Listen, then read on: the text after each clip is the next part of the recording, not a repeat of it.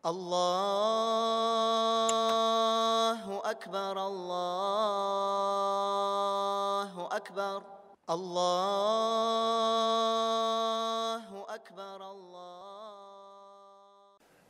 إن الحمد لله نحمده ونستعينه ونستغفره ونعوذ بالله من شرور أنفسنا ومن سيئات أعمالنا. من يهده الله فلا مضل له ومن يضلله فلا هادي له، وأشهد أن لا إله إلا الله وحده لا شريك له، وأشهد أن محمدا عبده ورسوله صلى الله عليه وعلى آله وأصحابه. يا أيها الذين آمنوا اتقوا الله حق تقاته ولا تموتن إلا وأنتم مسلمون. يا أيها الذين آمنوا اتقوا الله وقولوا قولا سديدا يصلح لكم أعمالكم ويغفر لكم ذنوبكم، ومن يطع الله ورسوله فقد فاز فوزا عظيما. أما بعد، كيشكسز برشا مقطع خمد وثناجا Ғаләмнәрнең Раббысы, хуҗасы ва тәрбиячесе Аллаһ кына лаеклы. Шаһадат китерәм, Аллаһтан башка гыйбадәткә лаеклы хак илаһ юк, ва Мухаммад Абдуллаһ улы аның соңгы илчесе ва пәйгамбәре. Аллаһның рәхмәте белән, хөрмәтле җәмәгать, инде кичә безнең мәчетебездән балалар лагерына 150 бала керделәр. Алхамдулиллах. Инде Заря лагерь базасында безнең мөселман лагере башланды һәм 150 бала шунда язылды. Әле язылучылар аннан да артык иде, ләкин 150 кеше генә без сыйдыра алдык. 75 кыз бала ва 75 ир бала инде бүгеннән башлап алар лагерьдә тәрбия алалар, гыйлем алалар, үз ара мөселманнар белән аралашалар. Һәм шул ук вакытта балалар дигәндә инде июнь башыннан ук безнең мәчетебезгә инде быел ислам кабул итүгә 1100 ел кысасында мәктәптән экскурсиялар килә башладылар. Бик күп балалар, бик күбрәк инде ул башлангыч сыйныф балалары Аллаһның рәхмәте белән мәчетебезгә килделәр, экскурсиягә килделәр, әзрәк дин турында аларга аңлаттык. Һәм менә әлбәттә шушы ике төркем балалар арасында ayırma bik нык сизелә. Ayırma бик нык сизелә диндә тәрбияләнгән, намазда булган, Коръән укып, әти-әнисеннән үрнәк күргән балалар белән инде кызганычка каршы дини тәрбия күрмәгән. Әти-әнисеннән өйдә төрле нәрсә күрүче балалар арасында ayırмалар бик нык. Ва бу урында балалар тәрбиясе мәсьәләсен күтәреп китәсе килә. Ләкин нинди йөзлектән? Безнең пәйгамбәрләр үрнәгеннән. Ва безнең ике атнадан соң Аллаһ бирса, якынча Курбан бәйрәме якынлаша. Курбан бәйрәме без беләбез, кайдан башланды? Ибраһим пәйгамбәрдән башланды. Һәм шуңа да бүген Ибраһим пәйгамбәр үрнәгендә балаларга тәрбия нинди булырга тиешле икәнлеге турында бер-ике мисал китереп китәсе килә. Ибраһим пәйгамбәр үрнәгендә Аллаһ Тәгаләнең иң сөекле кылы Халилуллаһ, Аллаһның сөекле кылы, нинди соң ул балалар тәрбиясе булырга тиеш? Ничек Ибраһим пәйгамбәр баласын тәрбияләгән? Иң элек Аллаһ Субханаһу ва Тәгалә Коръәндә безгә пәйгамбәрләрнең дугаларын китерә, күп кенә рәвештә. Һәм иң күп китерелгән дугалар ул Коръәндә Ибраһим пәйгамбәрнең дугалары. Һәм шушы дугаларга игътибар белән карасак, Ибраһим пәйгамбәр үз дугаларында нәселен, балаларын дини яктан тәрбияле булып калуларын кайгырта торган булган. Һәм кайсы гына дуганы карамасак, Ибраһим пәйгамбәр үз балаларына ул киткәннән соң, ул үлгәннән соң дини мирас калдыруын сораган Аллаһ Тәгаләдән. Карагыз, Аллаһ субханаһу ва тааля нәрсәди? Ва изи битала Ибрахима раббуху бикалиматин фатаммахун. Аллаһ Ибрахимны үз әмерләре белән сынады һәм Ибрахим Аллаһның әмерләрен тиешле дәрәҗәдә үтәде. Шуннан соң әйтте: "Инни джа'илука лин-наси имама". Аллаһ әйтә Ибрахимга: "Мин сине кешеләргә үрнәк итеп куям" ди. Ибрахим нәрсә ди? "Кала ва мин зуррияти". Ибрахим әйтә: "Эй Аллаһ, минем нәселемнән булачак балаларымны да кешеләргә дини яктан үрнәк итеп куй" дип Аллаһ Тәгаләдән сорый. Карагыз, Аллаһ субханаһу ва тааля Ибрахимны күтәрә дәрәҗә белән: "Син үрнәк булдың" ди кешеләргә, минем әмерләремне үтәү белән сине үрнәк итәчәкмен. Ибрахим пәйгамбәр шундук минем нәселемне дә эй Аллаһ дип сорый. Минем балаларым да, нәселем дә дини яктан үрнәк булсыннар дип Аллаһ субханаһу ва тааляга мөрәҗәгать итә. Ва шулай дәвамында шушы урында аятләрдә укысак, Ибрахим ва Исмаил икесе бергә Аллаһ Тәгаләгә дуа белән мөрәҗәгать итә: "Раббана ваҗ'ална муслимайни лака ва мин зурриятина умматан муслиматан". Ибрахим пәйгамбәр ва улы Исмаил бергәләп Аллаһтан сорыйлар: "Эй Раббыбыз Аллаһ, безне икебезне дә сиңа буйсынган мөселманнардан кыл һәм безнең нәселебезне дә мөселманнардан ит" дип нәселләре өчен кайгырганнар. Карагыз, үз балалары өчен дугада сораганнар Аллаһ Тәгаләдән. Ул гына түгел, Ибрахим алейхиссалам Аллаһ Раббыбыздан шулай ук сорый: "Раббана ва бa'ath фихим расулан минхум ятлу алейхим аятика ва юаллимухумул китаба вал хикмата ва юзаккихим". Инде Кәбатулланы төзегәч, Мәккә җирлеге өчен Ибрахим алейхиссалам сорый: "Менә монда яшәячәк минем нәселем халык өчен җибәр аларга пәйгамбәр, өйрәтер синең китабыңны, хикмәтне, сөннәтне, аларга китабыңны укыр ва аларны паклар гөнаһларыннан һәм кимчелекләреннән" ди. Нәрсә сорый? Үзе турында гына түгел, киләчәк буын балалар, нәсел өчен Аллаһ субханаһу ва таалядан дуа кылып сорый: "Эй Раббым Аллаһ, аларга пәйгамбәр җибәрсәң" дип сорый. Ва ул гына түгел, Ибрахим пәйгамбәр шулай балаларын да тәрбияли, дингә ихтибар итәргә. Үзеңнең артыңнан мирас калдырганда, балаларыңа дини тәрбия мирасын калдырырга. Акча, мал-мөлкәт, яхшы эш урыны, образование, уку түгел, нәрсә өчен кайгырдылар күбрәк? Балам мин үлгәннән соң диндә булып калсын дип кайгырганнар. Ва монда Ибрахим алейхиссаламның улы Яқуб: "Әм кунтум шухада из хадара Яқуб ал-маут". Яқуб алейхиссаламга үлем килгәнне күрдегезме диде Аллаһ Тәгалә. "Из қала ли банихи ма та'будуна мин бa'ди". Яқуб алейхиссалам үлем хәлендә ята. Тирәли уллары, балалары җыелган. Нәрсә дип әйтә дип уйлыйсыз улларына, балаларына?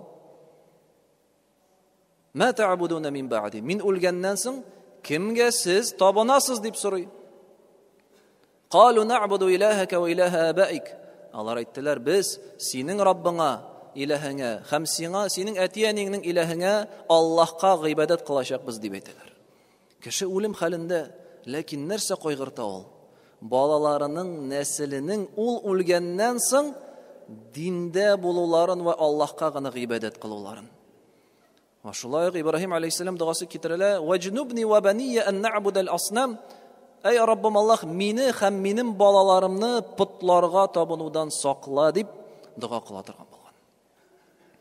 Ягъни Ибрахим пәйгамбәрнең беренче тәрбия юлында, балаларын тәрбияләгән вакытта һәм үз нәселен тәрбияләгәндә беренче юлы Аллаһ Тәгаләгә дуга белән мөрәҗәгать итү, балаларым дини тәрбиядә булсыннар өчен кайгырту. Иң беренче ул дуга, чөнки дугадан башка без бер нәрсә эшләй алмыйбыз. Аллаһ субханаһу ва тааля бирсә генә ул булачак. Балаң тәрбияле, итәгатьле булачак, Аллаһ Тәгалә күңеленә салса гына. Шуңа да иң элек Аллаһтан сорарга кирәк. Ва икенче дуга кылганнан соң Ибрахим алейхиссалам ничек итеп балаларын тәрбияләде? Үз үрнәге белән күрсәтте һәрбер эшне. Әгәр дә карасак, галимнәр әйтәләр, кешегә кушкан эшне эшләү 3 дәрәҗәдә була. Син эшне кушасың кемгәдер, ләкин аны үзең эшләмисең. Бу иң начар күренеш. Алла субхана ва тааля моны Куръанда бик каты кисәтә. Кеше үзе әйтә, эшләгез, куша, ләкин үзе эшләми. Икенче күренеш, кеше әйтә, эшләгез ди, һәм аннан соң моңа кадәр эшләми иде үзе. Үзе дә эшли башлый, әйткәннән соң. Бусы яхшы күренеш. Чөнки ул үзе дә үзгәрә, димәк, аның әйткән сүзләре үзенә дә тәэсир итә, үзгәреп китә. Ва өченче күренеш, иң яхшысы, кеше башта эшли, аннары башкаларга куша. Ва шундый булды Ибраһим алейхиссалам. Шундый булды безнең пәйгамбәрбез саллаллаһу алейхи ва саллям. Әгәр дә хадисләренә карасак, ул нәрсә дип әйтә иде? Саллу кама раайтумуни усалли. Намазыгызны мине ничек күрдегез, шулай укыгыз дип әйтә иде. Әйтми иде намазны мин ничек әйттем, ничек өйрәттем, шулай укыгыз дип. Юк, миннән ничек күрәсез намаз укуымны, шулай намазны укыгыз дип әйтә иде.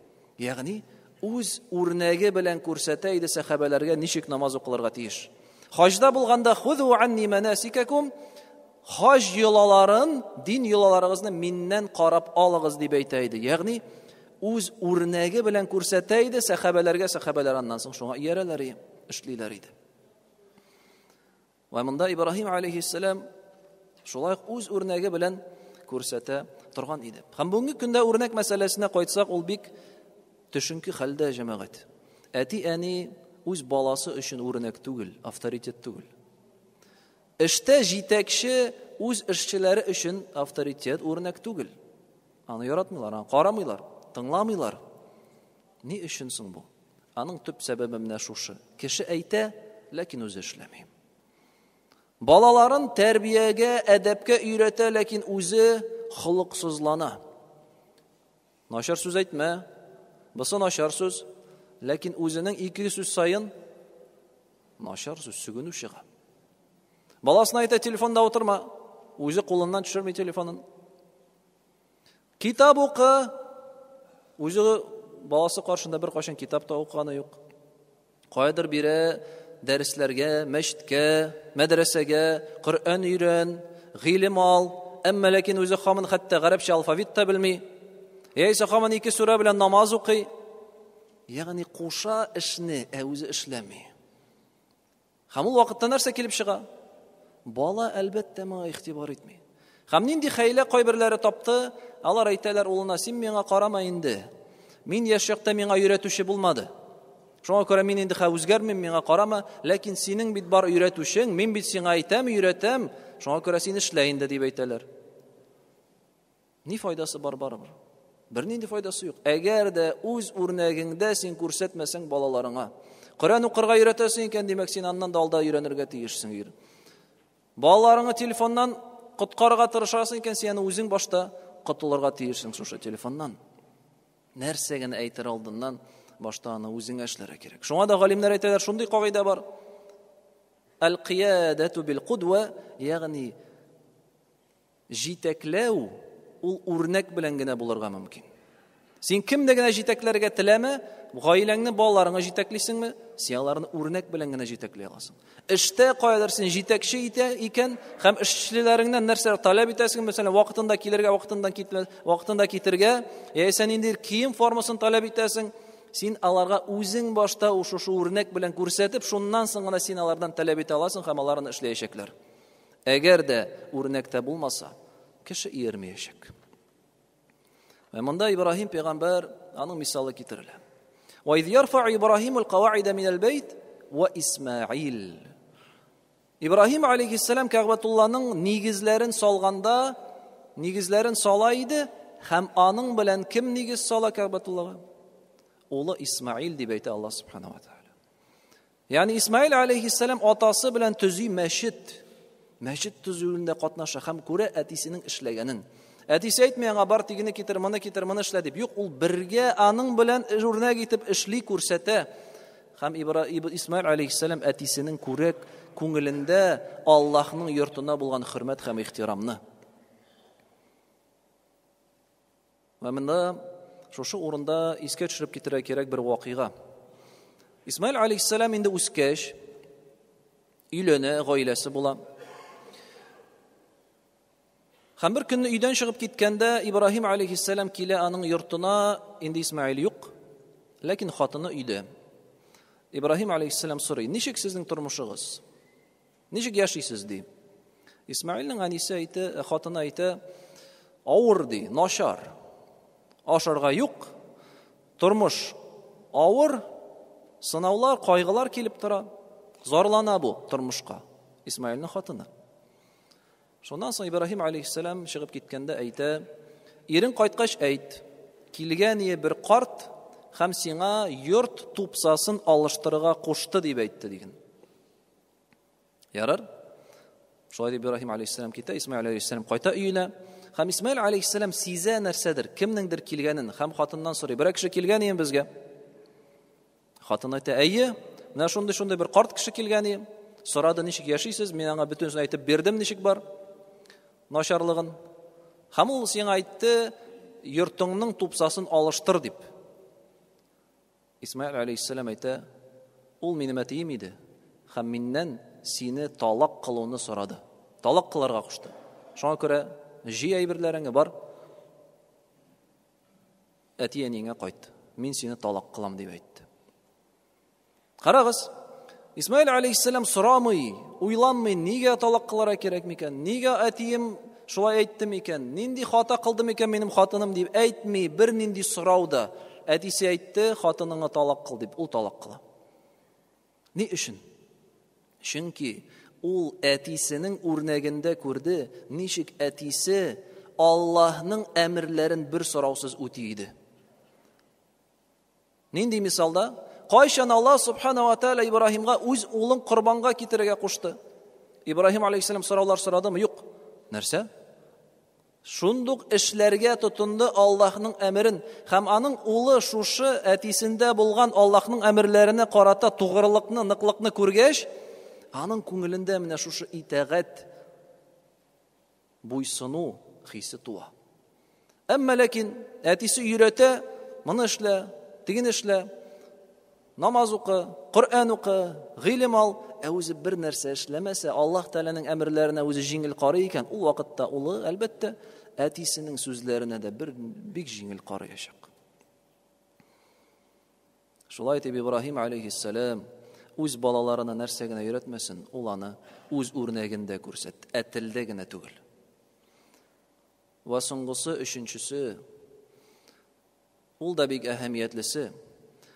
Ибраһим алейхиссалам үз балаларын әһәмиятле, зур эшләрдә куллана иде. Хәтта балалар җавапчылыкка өйрәнсеннәр өчен. Ибраһим алейхиссалам Кәгъбәтулланы кем белән төзи? Үз улы белән төзи. Нинди йорт сала ул? Ул сарай саламы? Нидер амбар саламы ул? Юк, ул киләчәктә меңләгән ел торачак, бөтен кеше шунда хаҗга киләчәк, Кәгъбәтулланы төзи. Һәм кемне чакыра? Улы Исмаилне. Ул әйтмей, ярар, бер төзи белми инде, бу специалист түгел, бозыр, ватыр, юк. Ни өчен аны чакыра?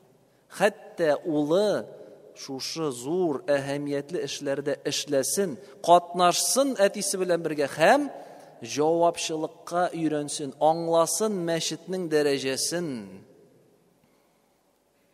Аны без үзебезнең мисалда гына китерә алмыйбыз. Мәчет территориясын җыштыру гына булсын. Күпме чакырыла, килегез улла балаларыгыз белән. Бала кеше әгәр дә мәчеткә килсә шунда, шүбен алса, юлда яткан, ул бүтән шүп ташламаячак. Ни өчен? Чөнки ул аның кадерен белә. Ул аны үзе алып кайды. Ул үзе чистартты. Әгәр дә ул бордюрны буй икән кисточка белән, ул бүтән аяк киеме белән басмаячак шушы бояган бордюрга. Һәм эз калдырмаячак. Ни өчен? Чөнки ул үзе эшләде. Моның зурлыгын, әһәмиятен аңлады ул. Шушы хезмәт эшләрдә куллану аша гына балаларны тәрбияләп, җавапчылыкка өйрәтеп була. Шулай ук бу юлда булды баш пәйгамбәрләр. Һәм ул гына түгел, Ибраһим пәйгамбәр, карагыз, нәрсә дип әйтә үз улына, яшь улына? Кала я бунайя инни ара фил манами анни азбахук. Төштә күрә үзенең улын курбанга китергәнне, торгач улы янына килә. Эй улым ди, Мин сине төштә корбанга китерүемне күрдем ди. Ягъни миңа әмер ителде сине корбанга китерергә. Уйла әле, нәрсә әйтерсең? Уйла әле, нәрсә әйтерсең? Аңа әйтелмәде улыннан рөхсәт сорага. Аңа әйтелмәде улы белән киңәшләшергә. Аңа әйтелде улын корбанга чаларга. Ул хәтта улын әйтмичә, алып аны корбанга китерергә мөмкин иде, ләкин ул нәрсә эшли? Улын тәрбияли. Шундый зур олуг эшләрдә Аллаһның әмерләренә кайтканда улы уйласын, фикерләсен, катнашсын, җавапчылыкны аңласын. Инни ара фил манами анни азбахук фанзур маза тара. Нәрсә әйтерсең, эй улым? Кала я абати фа'ал ма ту'мар. Хәм Ибраһим әйтә: эй әтием, сиңа нәрсә кушылды, шуны эшлә. Сатаҗидуни иншааллаһу сабира. Хәм мине син сабырлардан күрәчәксең ди. Шулай итеп, җәмәгать, балалар тәрбиясе әлбәттә бик әһәмиятле мәсьәлә. Әмма ләкин аның өчен әллә кая яракка китерә кирәк түгел. Ниндидер китаплар, ниндидер башка чит кешеләрнең хезмәтләрен укырга кирәк түгел. Безнең каршыбызда Коръән китабы. Безнең каршыбызда пәйгамбәрләрнең кыйссалары, Аллаһ субхана ва тааля бөтенесен аларның үрнәгендә күрсәтте. Хәм Ибраһим пәйгамбәрнең шушы тырышлыгы нәтиҗәгә нәрсә килә? Иң хәерле, иң олуг нәсел Ибраһим пәйгамбәрнең нәселе булып чыга. Ва пәйгамбәрбез саллаллаһу алейхи ва саллям да аның нәселеннән, ягъни хезмәтләре, аның тырышлыгы, аның кылган дугасы. Демәк, балаларга кайгыртырга кирәк дини мирас калдыру турында җәмәгать.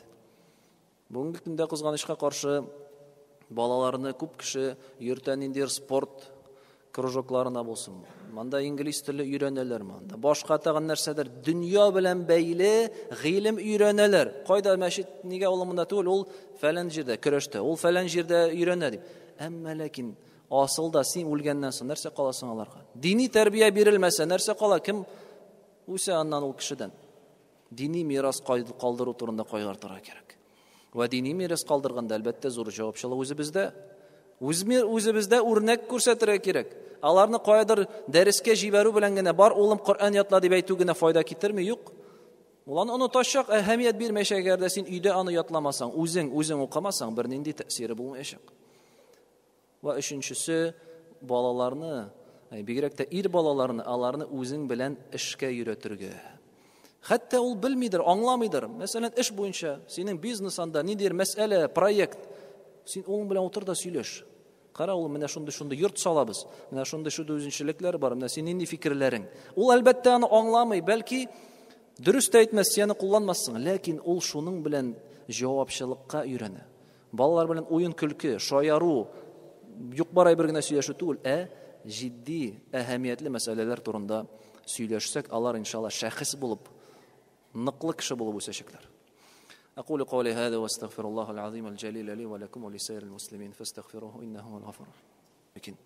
Братья, вкратце хотел бы сказать, что мы сегодня вообще говорили. Да, у нас вчера, альхамдулилля, 150 детей заселились в лагерь на нашу смену Туганьяк, в лагерь Заря. 75 мальчиков, 75 девочек. Это из наших семей, да, которые читают намаз, молятся. И в то же время у нас в течение этого месяца, июнь, очень много экскурсий приходило из школ рядовых, да, обычных детей. И, конечно же, чувствуется большая разница между ними. Да, из тех людей, детей, которые воспитаны на религии, на намазе, читают Коран, и те дети, которые, к сожалению, лишены этой возможности и да, не воспитываются по правилам религии. И здесь хотелось упомянуть то, как же воспитывал Ибраһим, алейхиссалям, пророк Ибраһим, с которым связан праздник жертвоприношения, который через 2 недели, иншалла, примерно будет. Вот. 3 принципа основных мы упомянули. Первый принцип – это дуа за свое потомство. За свое потомство всегда нужно дуа делать, чтобы они были на религии, и беспокоиться о том, чтобы после тебя они остались именно религиозно сильными, крепкими, не богатыми, не образованными. Нет, главное, чтобы они были на религии. Вот на что надо учесть. Это самое важное. И на это именно обращали пророки, лучшие из людей Аллаха. Второе, раз ты делаешь дуа, беспокоишься за них, надо показать своим примером то, что от них ты требуешь. Требуешь от них воспитанности, будь сам воспитанным. Требуешь от них красивых речей, да, чтобы в их речах не было ругани и дурных слов, тогда ты сам свой язык очисти от этих дурных слов и пустословия. Требуешь от них убрать телефон и заняться полезным делом, сам убери телефон и займись полезным делом. Требуешь от них выучить суру, сам выучи эту суру. Только так, только своим примером можно стать, да, только своим примером можно вдохновить своих детей, да, и повести их за собой. И третий принцип пророка Ибрахима, алейхиссалям, это задействовать своих детей в серьезных и важных делах, чтобы они понимали ценность, да, и важность того или иного дела. Аллаху акбар, Аллаху акбар, Аллаху акбар.